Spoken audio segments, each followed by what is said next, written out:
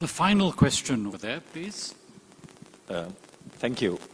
My name is Yusmadi Yusof. I'm from Malaysia, Member of Parliament. On confluence of civilizations, I'm for what Excellency say about collaborative entrepreneurship, so to speak. But being a young leaders here, I would like to ask your suggestion, because for me, I'm struggling to really understand Mahabharata, and even to understand Sangho Yang And I have to say, with full of humility, I will never touch China if I cannot understand Sangho Yang or the Three Kingdoms. I will never touch India if I cannot understand Mahabharata.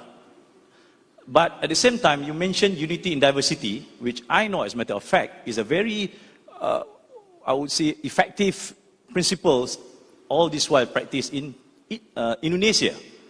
With all this strength in this region, can you suggest, I mean, taking the points of to have a righteous of heart, leadership of magnanimity, can you suggest something for someone like me or many more young leaders in this region? Thank you very much. Yeah, I have met so far 12 million young people below 25 years, last 10 years, 12 million people.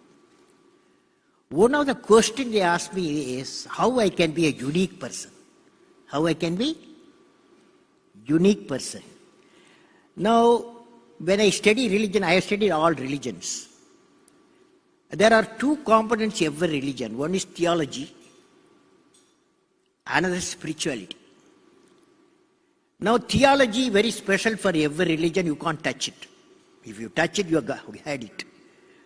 So, but spirituality, if you go deep into every religious sacred document, you find is common. Almost all the religions say that always you think in terms of what can I give.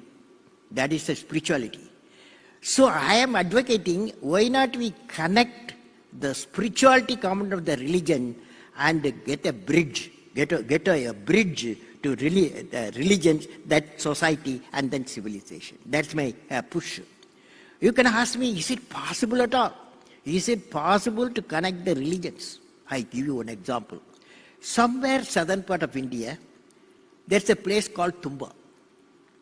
Tumba, there was my guru, my teacher was Vikram Sarabhai.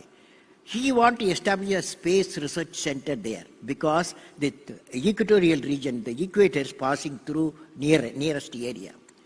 So he wanted about 400 acres of the land. That land, government said we won't give because there's a church, Catholic church is there, there's a bishop house is there, and there are thousands of fishing community studying there, we can't give. Now my guru, he is a very man of steadfastness.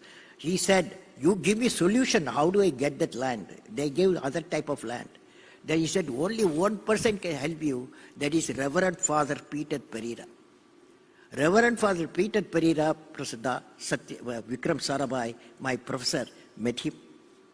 Told him we need land for scientific research.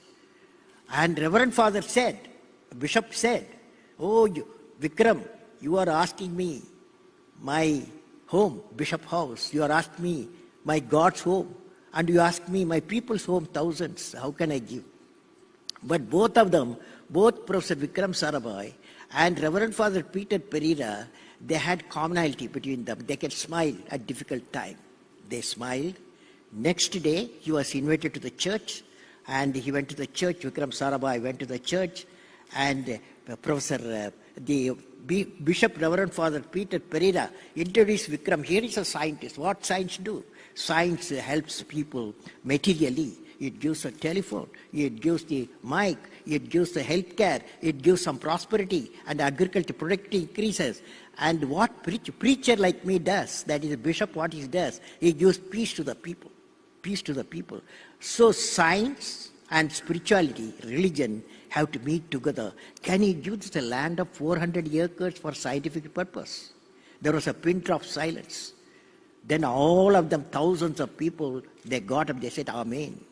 The church was given. The bishop house was given. The whole place was given for scientific work.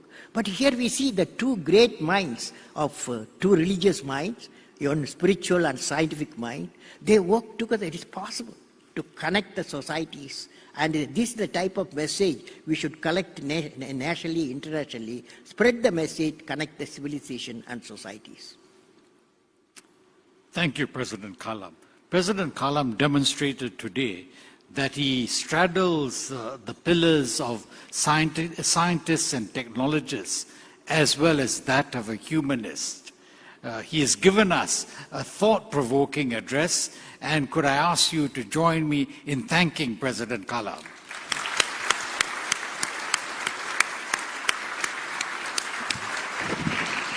Thank you, Your Excellency, Dr. Kalam and Ambassador Barry Desker.